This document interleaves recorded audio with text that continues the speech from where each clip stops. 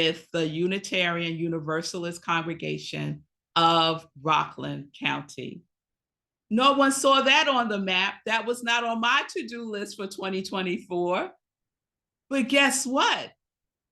God got the how of the way in which our intentions and our themes, let me be clear, our themes are our intentions for this year.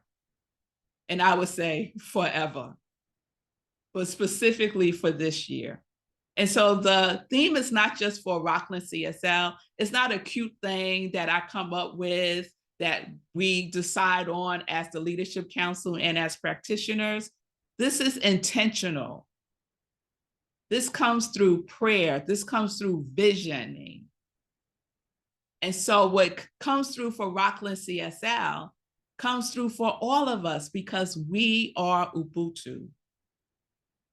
So get ready, y'all, for the experience of being rooted as oneness and living as principle this year.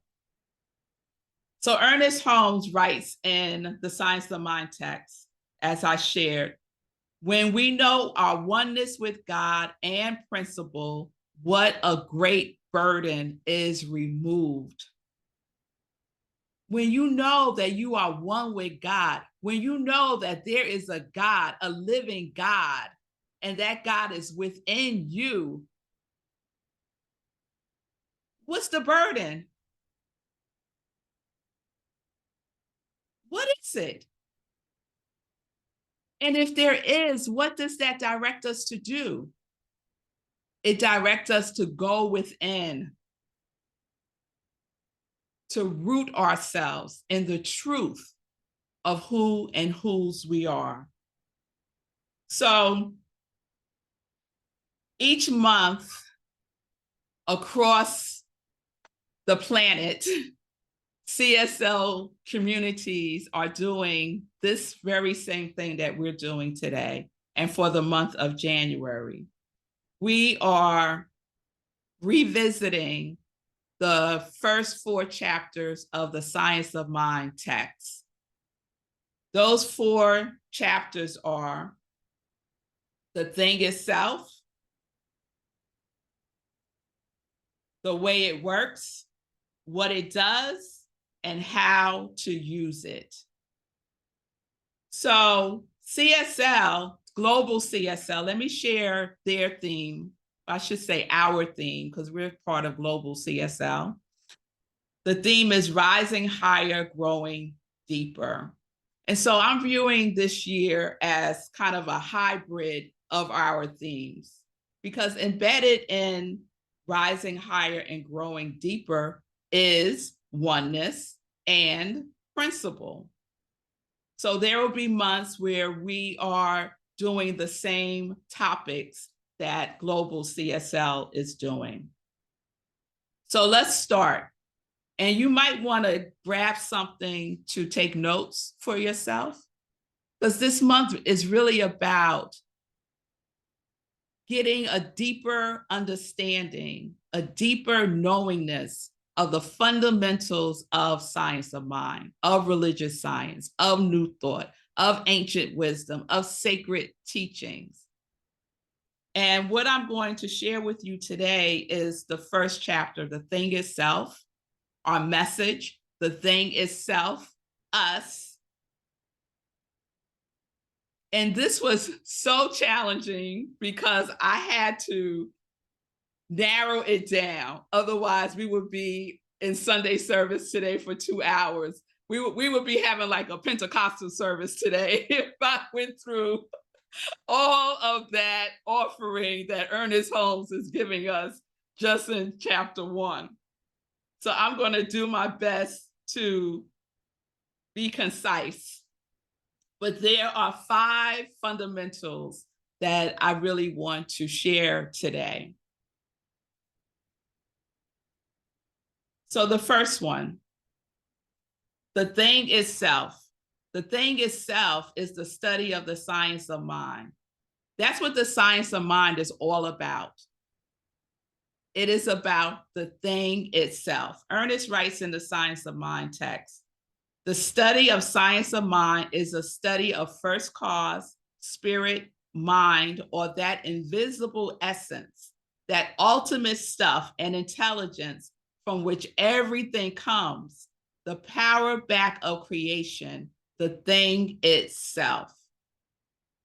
So chapter 1 is an offering to us to get crystal clear about the thing itself, which I call God. So I call the thing itself God. What do you call the thing itself? What is your word that expresses the thing itself for you? So I invite you to put it in the comments on Zoom, put it in the comments on Facebook. What do you call the thing itself? And I'll give you all a moment to do that while I go on our Facebook page to see if we have any comments there.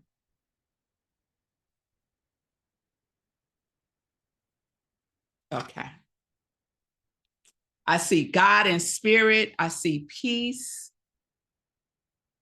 God sparkly, sparky, all of creation. God spirit, the divine creator or source of all that is. Yes, I love all of these.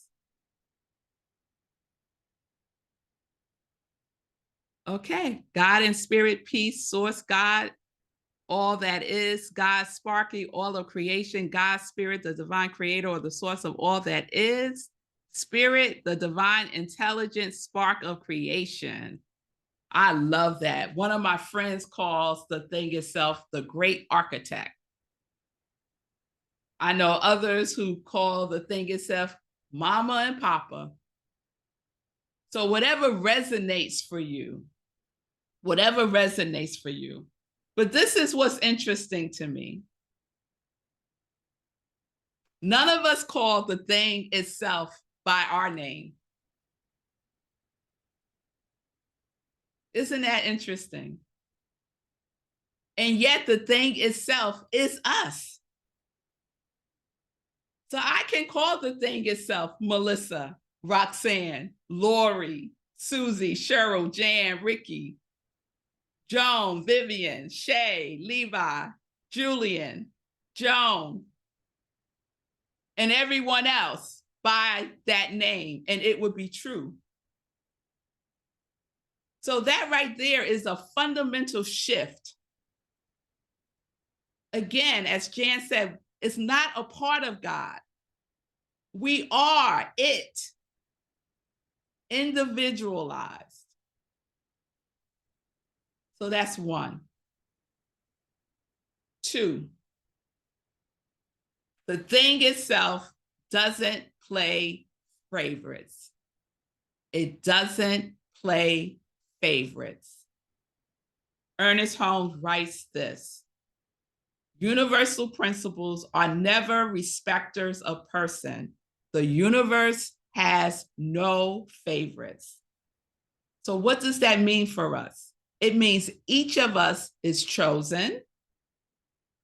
It means each of us are wondrously made. It means that each of us are highly favored.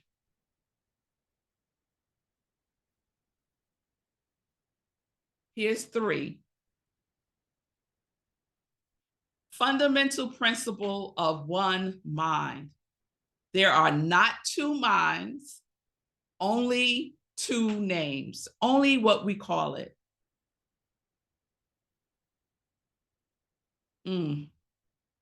So Spirit is telling me I went through number 2 too quickly. Okay, God, I'll go back.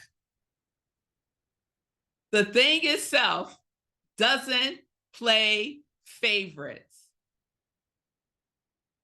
You are uniquely manifested as good, magnificence, fabulousness, deliciousness. What else, God? All that is good, divine, sweet. We good? Okay. All right. So don't think that God is punishing you.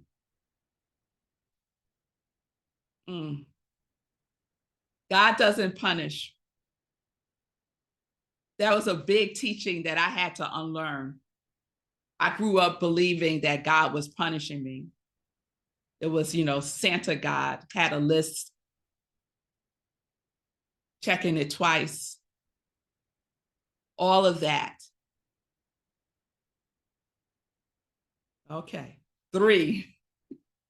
That was for somebody. I don't know who it was for, but that was for somebody. 3, fundamental principle of one mind. There are not 2 minds, only 2 names. So Ernest Holmes shares that, and this is a big part of the chapter, The Thing Itself. And this is really a fundamental principle that is really important for us to get on a deeper level. Ernest Holmes shares that mind comes under 2 classifications in describing states of consciousness: the objective or conscious mind, and the subjective or subconscious mind. So I know we are all familiar with those terms. Ernest Holmes uses them interchangeably. So objective, conscious mind, subjective, subconscious mind. So the conscious mind is the self-knowing mind in God and in us. It is a conscious awareness. It is equipped with will, decision, and discernment. It is the place of self-choice, meaning its reasoning is both inductive and deductive. I like to think of the conscious mind as the watchman at the gate. The conscious mind determines what I allow to get into my subconscious mind now that I am a conscious being, right? The conscious mind impresses upon the subconscious mind. Our conscious mind is a resource that we can use. The subconscious mind. The subconscious mind is the creative factor within us. It is the creative field. It is the servant of the spirit. It is the seat of all mental law and action. I like to think about the subconscious mind also as the seat of habit, the seat of belief. It's where all of our emotional information is stored. It's where our memories rest. It's where our beliefs are formed. So the subconscious mind acts upon our thoughts. It is the mental law of our being. The subconscious mind is mechanical. It's always saying yes, yes, yes. It doesn't judge. It doesn't analyze. It doesn't argue. It doesn't ponder. It says yes. It doesn't reason. It says yes. It doesn't say, you sure you want to do that? It says yes. You sure you want to talk about what you don't want? You sure you want to impress upon me everything that you don't want? Yes. It says yes. Ernest puts it this way when he talks about the subjective mind or subconscious mind. It is conscious in the same sense that the soil is conscious of the seed. It knows how to produce a plant, but it is not conscious that it is producing it. It has no reflective, deductive, or discriminating factors. It is compelled by its very nature to accept and create. Our subconscious mind, our conscious mind is one mind with two names. So it's important for us to root ourselves in the principle of oneness. When we talk about oneness, we're talking about one mind. I love when I read the Science of Mind text and Ernest Holmes has something in capitals, letters. Whenever I see that, I'm like, oh, this is going to be good. Like he really wants me to pay attention to this, right? So he writes this all caps. And we know now in our time, if you get a text from somebody and it's all caps, it feels like they're yelling at you, right? Yes. So this is Uncle Ernie, as Jan calls him, yelling at us to get this fundamental understanding of this principle. There is one mental law in the universe, and where we use it, it becomes our law because we have individualized it. The individual mind is really not individual, but individualized. The riddle is solved, and we all use the creative mind, the creative power of the universal mind every time we use our own mind. It's one mind. We are the individualized of the universal mind. The universal mind creates, and so do we. So do we. We need to get that. We use the creative process to create our lives. And we can do that consciously or unconsciously. Nevertheless, it will create.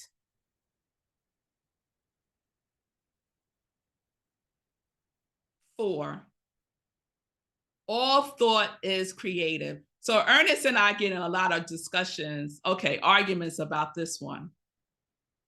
All thoughts is creative. So I want to share a little research. Research indicates that we think anywhere from 12,000 to 70,000 thoughts a day. According to the National Science Foundation, of those thousands of thoughts, guess what? 80% are negative. 80% are negative. And 95% are the same thoughts we had yesterday, the same thoughts we had last year, the same thoughts we had 10 years ago for some of us, the same repetitive thoughts. So what is important about this is that 95% of these thoughts are being governed by the subconscious mind. 80% of our thoughts are negative, and they're being governed by our subconscious mind. This is important to realize when we are consciously impressing upon our subconscious mind the quality of our thoughts. I like to think of it as not all of our thoughts are creative. They're not. And I know some will totally disagree with my saying that, but they're not. However, what I like to think of as our trending thoughts. What thoughts are trending? What thoughts have a feeling tone attached to it? What thoughts are a pattern?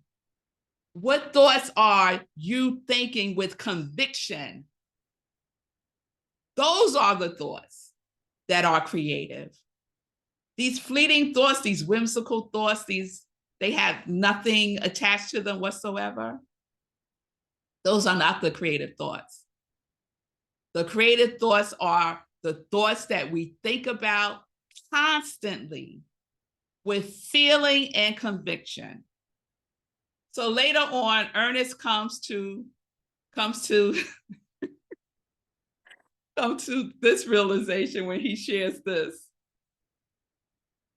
He says, we must say that all thought is creative according to the nature, impulse, emotion, or conviction behind the thought.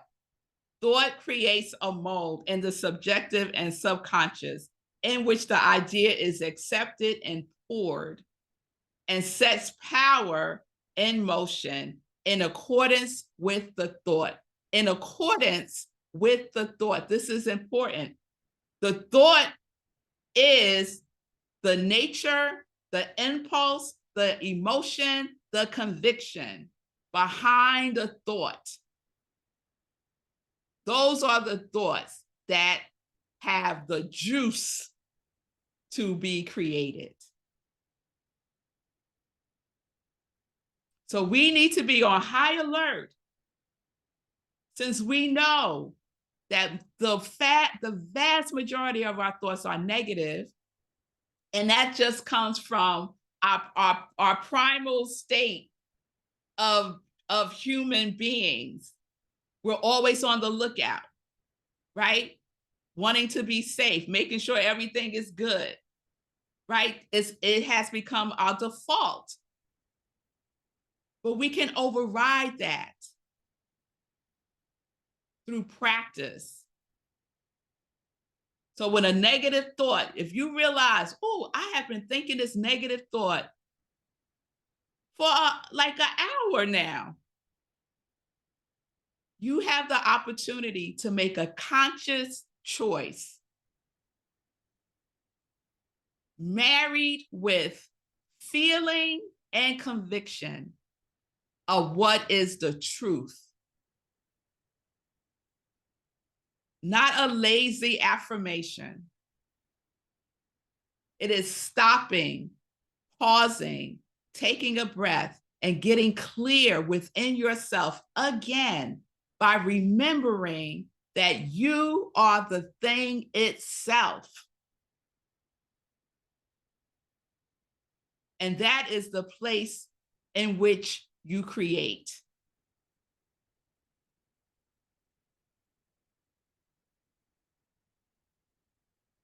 So there is a quality to the thought that gets molded in the subconscious mind. And we really need to be aware of what we are molding and creating in our lives. And we see the demonstration of it. The demonstration is a gift, because we can see, oh, okay, so that right there, that's what I need to take into prayer. Okay, I see this happening 100 times, not an exaggeration. Let me call Jan and get a practitioner session so I could clear this up. The pattern of our thinking married with the feeling, tone, and conviction are the thoughts that get created. It's similar to me when I was a kid, and I used to believe that every single thing I did, God was judging me about. People go around thinking every single thought they have is getting created, that they made this thing happen. What I'm offering is just some clarity about that, to give yourself some grace around that.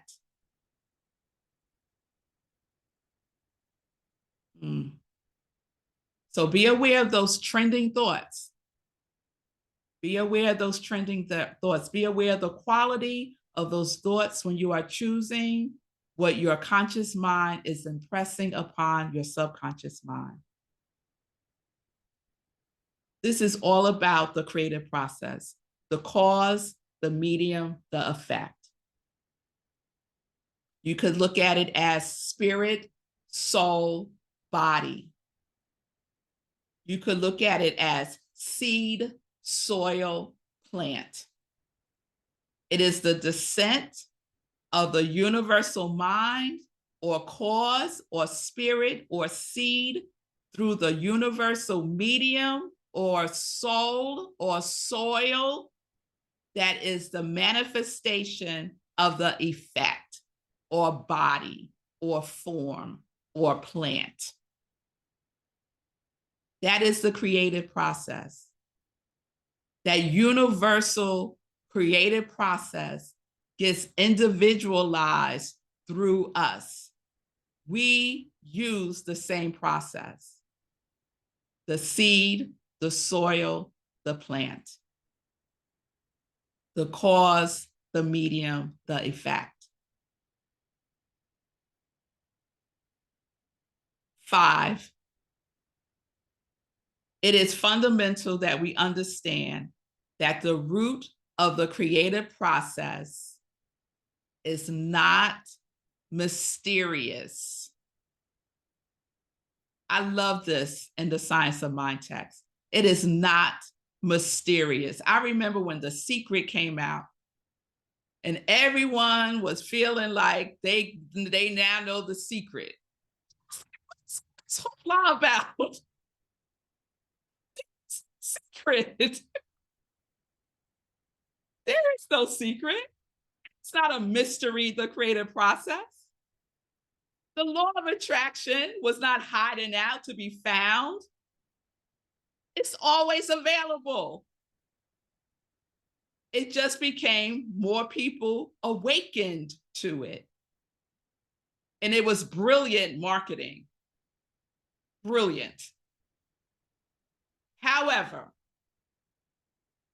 the creative process as the universal mind, the thing itself is individualized through and as us. It works. We know it works. We are evidence of it working because we are the individualized expressions of the universal. We are the proof it works.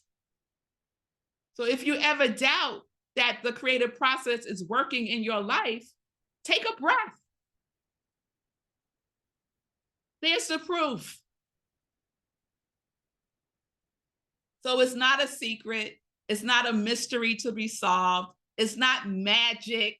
It is not luck. That is not to say that we can have the feeling tone of mysterious and magical. I like the feeling tone of mysterious and magical. But the creative process is not a mystery and it ain't magic. It is simply love pointing the way and law making the way possible. Because when we start to believe and buy into this notion that it's a secret, we are putting distance between us and the truth of who we are. Where does that power lie? It lies within you. So we must remember that the study of mind is the study of the thing itself. The thing itself is not separate from us. It is us. So let us be rooted in the truth of who we are. Our mind and our spirit are the echo of the eternal thing itself. I so love that, Ernest Holmes.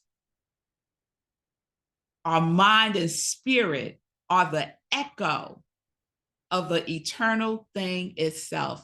When you're in a valley or in a cave and you yell or you say something, it echoes back. There's an echo. And what does it echo back? It echoes back what you said. It doesn't echo back something else. So we are the echo of the eternal thing itself. We are the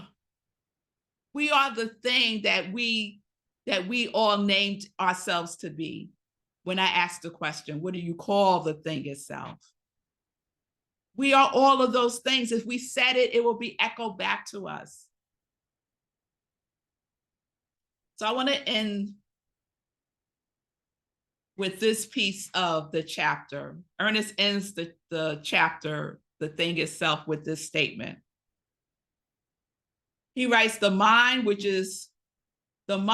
we discover within us is the mind that governs everything.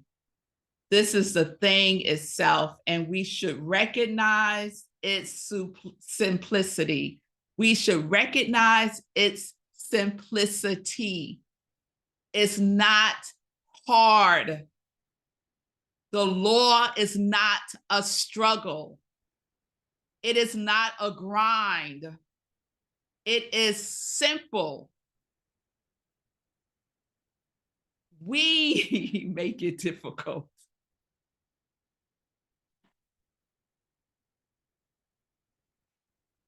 So let us be rooted in the simplicity of the truth that we are individualized manifestations of the universal. We are God in action. The thing is self, us. Say that with me. The thing is self, us. The thing is self, me. Say that. The thing is self, me. And then say your name. The thing is self, Melissa. So we are, I have a note here that says about simplicity, that we need to start practicing. We need to stop practicing complicating our life. Stop the complications. So we are living as principle when we stay rooted in the oneness of God's nature as our nature. God's nature is our nature. It's our natural state of being. We get to align ourselves with that knowingness. When we forget, when we wander off, when we start believing something that is not the truth of who we are. So the thing itself is our divine nature. It is our natural state of beingness. The thing itself holds no grudges and no judgments. Isn't that right there should free somebody? The thing itself gives and gives and gives and creates and creates and creates. The thing itself as you. The thing itself created itself as you. The thing itself creates only good. Only good. So if the thing itself created you, that means you're good. Right? The thing itself is good and almighty. The thing itself is eternal, infinite, and changeless. You could count on the thing itself. It will be the same today, tomorrow, and forever.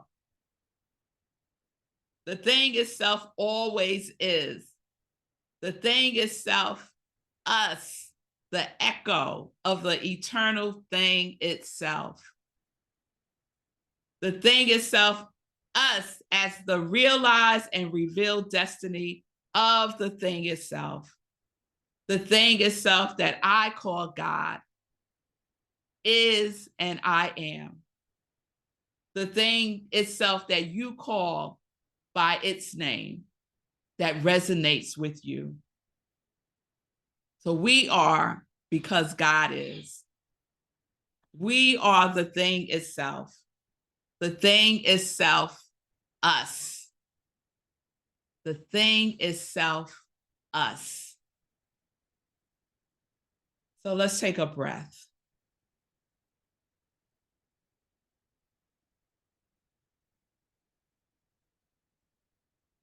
So you know I have some love work for y'all for this month. You saw where I was going, right? Yes, we have some love work. And so one of our books for this year, we have 3 companion books this year because we are rooting ourselves in oneness and living as principle. So the 3 books that we are using this year are 365 Science of Mind, which I love. It's a daily inspiration from Ernest Holmes. 365 Days of Richer Living by Ernest Holmes and Raymond Charles Barker. And our book of the month and book of the year is the Science of Mind text. And I should hold up this one, which might be more commonly known to folks, the Science of Mind. You can see that. So it might have a different cover. And while I'm talking about the books, one of the things you will find in the newsletter starting now is a roadmap, a guide to be able to read the Science of Mind text over the course of the year. So I included the resource for January that includes the sections in the Science of Mind that you would read for January, along with the text. So if you don't have the book, it's okay. The actual text is provided. So we're already set up for success. So I would encourage us as a community to read the Science of Mind text this year. And the resource, the guide, doesn't go in the order of the book. Like the first reading is like on page 400 and something. And that's okay. That's okay. At the end, you would have gone through the whole book. So with that in mind,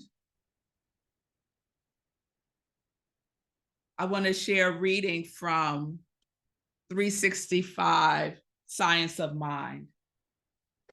Right after I give y'all your love work. I didn't forget.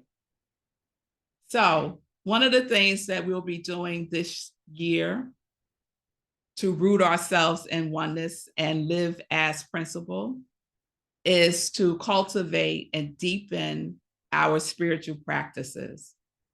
And so every month we will have a principle that we can practice through our spiritual practice. And so for January, our spiritual practice is spiritual mind treatment or affirmative prayer. And Ernest talks about this in this way. He says, there is always a something hidden in the inner being that has never been violated.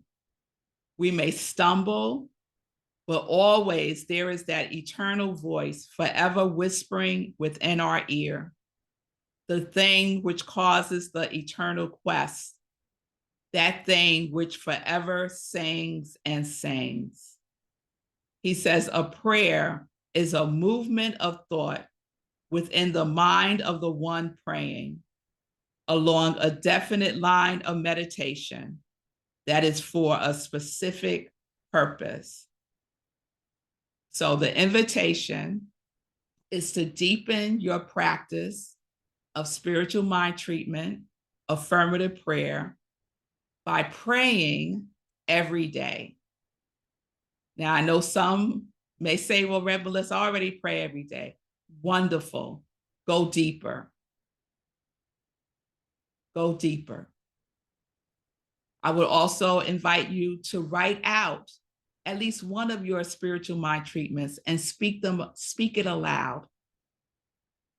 It's really powerful to speak the truth, to hear it. So that is the practice for January. So do I have any yes? Yes. Oh, I can't wait to do that, Red Melissa. Oh, that's going to be so much fun. Okay. Yes. Yes. And if you need support, this Wednesday, Community Cafe resumes, and it's Prayer Works with Jan. And you already know that Jan is a fabulous prayer. And she can assist you with the steps of spiritual mind treatment. But it's really about the feeling, right? We don't move from step to step until we feel it. All right, so let me conclude with yesterday's daily inspiration from 365 Science of Mind. And wouldn't you know that the title is From Prayer to Performance. See how the universe just hooks us up all the time? Look at that. So this is what Ernest Holmes writes. He starts with a verse from Psalms 139:12. Yea, the darkness hideth not from thee. The darkness and the light are both alike to thee. To be effective, prayer must be affirmative, but it is not enough merely to affirm the presence of God. We must add to this realization the thought that divine intelligence is acting in and through us now. Prayer is not a wishful or wistful longing, nor is it an escape from objective reality. To become lost in our prayers might give us an unconscious desire to escape the activities of life. Therefore, we affirm that divine intelligence not only knows what to do, but also impels us to act on its knowing. I hand my life and affairs over to divine intelligence, to the power that knows how to do everything. I do this in the complete conviction that I receive only good in my experiences. I know there is nothing in me that can doubt either the divine goodness or the operation of its laws in my affairs. I believe that everything necessary to the fulfillment of every good desire is now in full operation, that all the circumstances in my life are tending to bring it about. If there is anything I ought to do about this, I accept the action knowing that I receive guidance and am impelled to act intelligently. Therefore, I have a complete sense of ease and assurance. I look forward joyfully as I anticipate the good that is to come into my life. I believe that all who are now praying with me will receive the answer to their desires from the same source. My faith goes out to them even as their faith reaches back to me. For I believe that out of the great good in which we live, there will surely come to all of us an answer to our particular need. And so it is. And so it is. Yeah. Amen, everybody. Amen. So that was the journey through chapter 1. Next week, we will journey through chapter 2, pointing out some of the fundamentals that we get to be and experience. So thank you all. Thank you.